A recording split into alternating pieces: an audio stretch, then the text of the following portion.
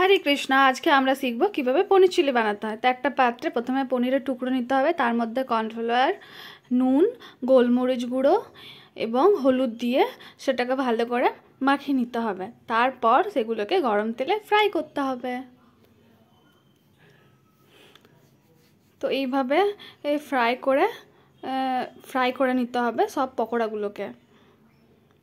তারপর একটা পাত্রে সাদা তেল দিয়ে তার মধ্যে ক্যাপসিকাম এবং লঙ্কা দিতে হবে এবং একটু ভেজে নিতে হবে।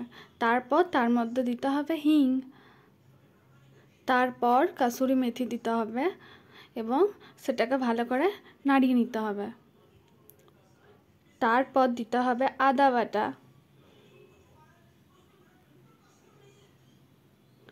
তারপর আমরা টমেটো বাটা এবং কাজু বাটা দিলাম।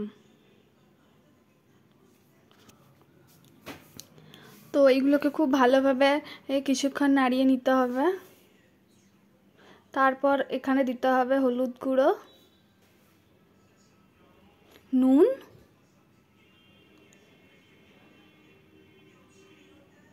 জিরে গুঁড়ো আর সবজি মশলা।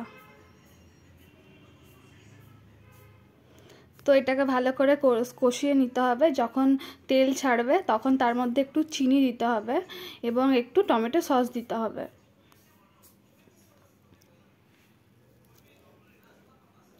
তারপর এর মধ্যে একটু জল ঢেলে দিতে হবে, তার মধ্যে পনির পকোড়াগুলোকে ছেড়ে দিতে হবে এবং কিছুক্ষণ ভালো করে ফুটিয়ে নিতে হবে হালকা আঁচে। তারপর ফুটিয়ে নেওয়া হয়ে গেলে গরম মশলা দিয়ে নামিয়ে নিতে হবে। তাহলেই রেডি আমাদের paneer chilli. Thank you. Hare Krishna.